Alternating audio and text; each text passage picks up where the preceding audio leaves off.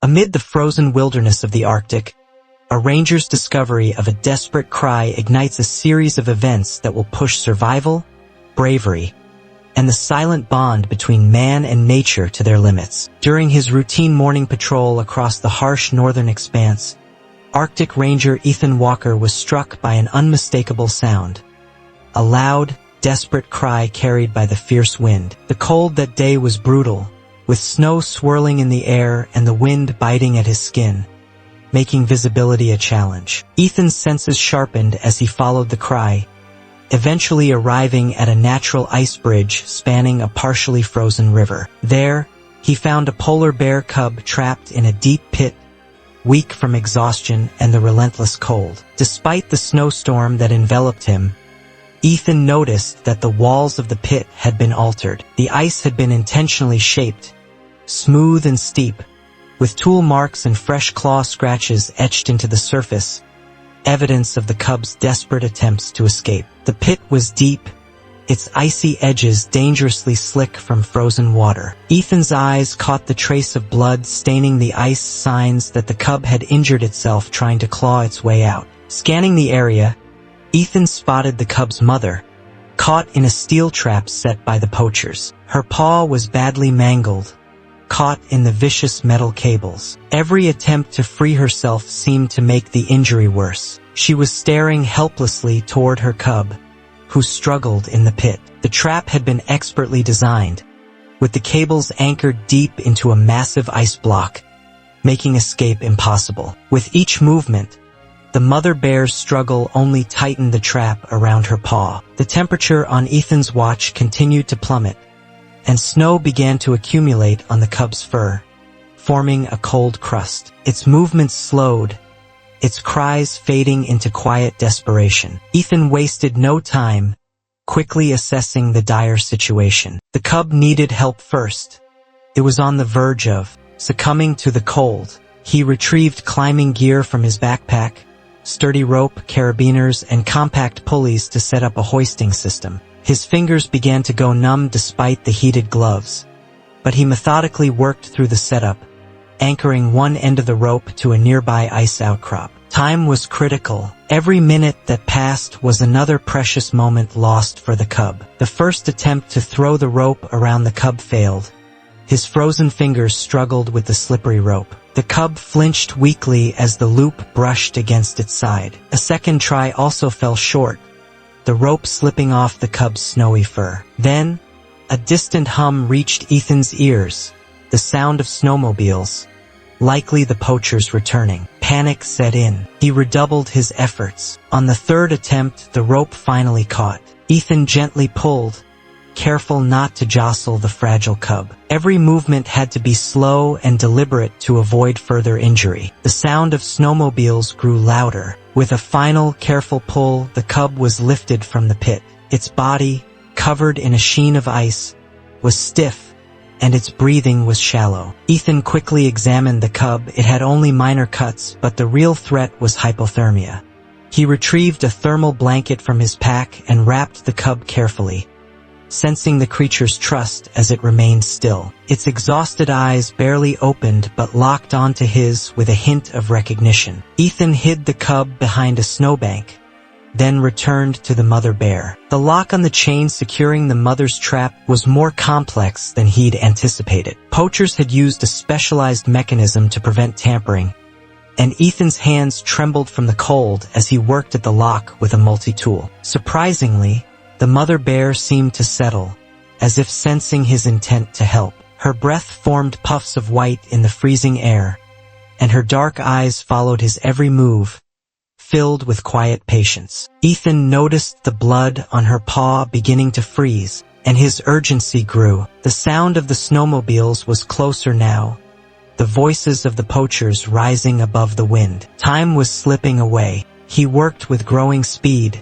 his hands moving with practiced precision despite the cold. A soft click sounded as he bypassed the first level of the lock, but there were still 2 more to go. The tension grew as the poachers' voices came closer. Then, with a final turn, the second level was disabled. Only one last, most difficult mechanism remained. Suddenly, the poachers appeared, 3 men emerging from the storm. The leader, a tall man with a gray beard, immediately noticed the empty trap. His face twisted with anger as he saw the tracks in the snow. Without hesitation, the second poacher started toward the trapped mother bear. Ethan remained hidden behind the massive bear, silently working on the final lock mechanism. He felt the presence of danger in every frozen breath, but his fingers found the right part. Just as the poachers closed in, one of them spotted movement and raised his gun. "Hey, someone's there!"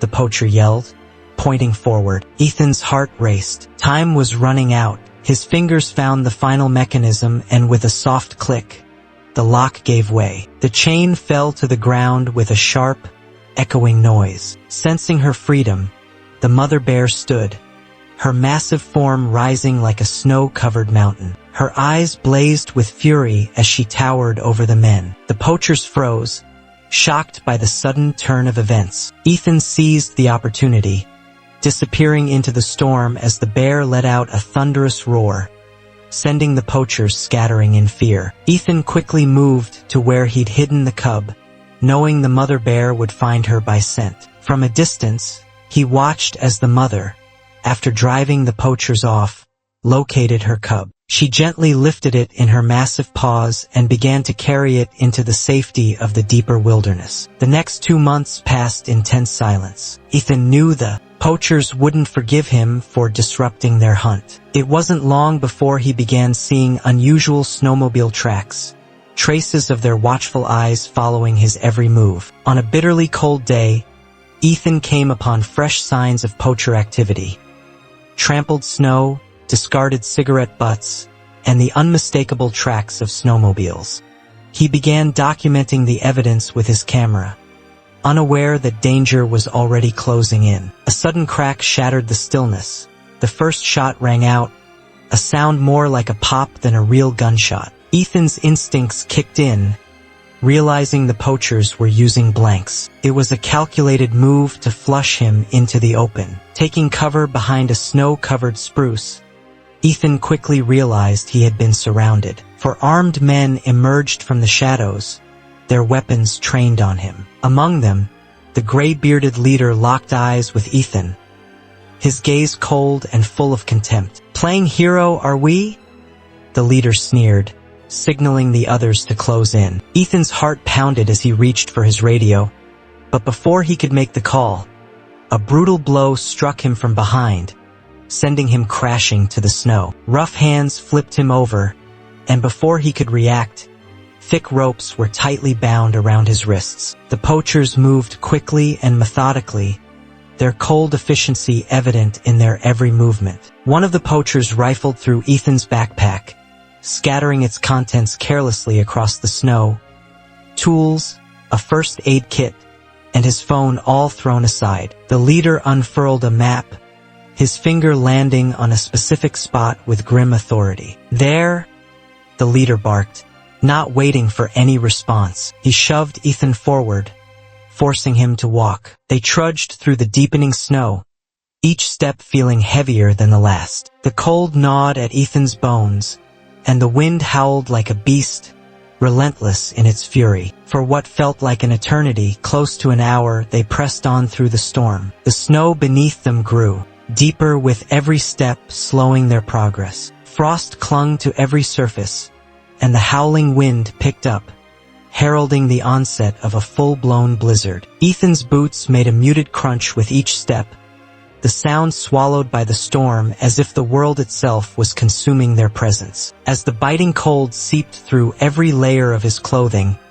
Ethan's hope began to wither. This part of the reserve was remote, scarcely patrolled. In such brutal weather, there was little chance anyone would stumble upon them. The poachers had chosen their ground wisely, isolated, silent, forgotten by all but the wind. It dawned on Ethan, sinking into his gut like ice, that they had been led into the heart of nowhere. Then something changed. One of the poachers ahead froze. His body stiffened, his face drained of color, eyes wide with alarm. He had heard something, something that did not belong to the symphony of the storm. The others halted, sensing the shift in the air. The wind howled, but their focus was elsewhere. Every man stood motionless, straining to hear. And then it came again.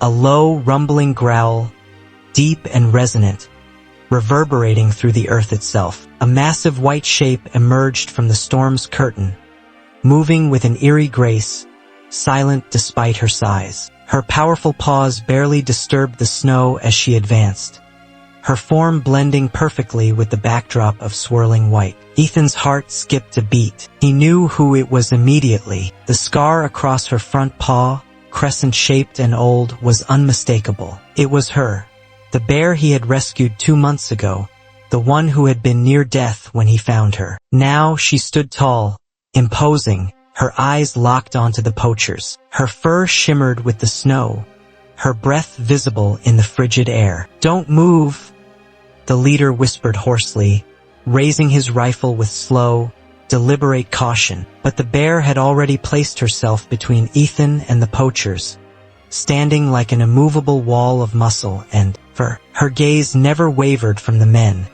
her body radiating a quiet, unspoken promise of protection. There was no fear in her eyes, only purpose. The poachers hesitated, caught between fear and bravado. They took a step back, weapons still raised but lowering slowly, inch by inch. The snow groaned beneath their feet as tension thickened the air. The bear let out another low, rumbling growl, more threatening now.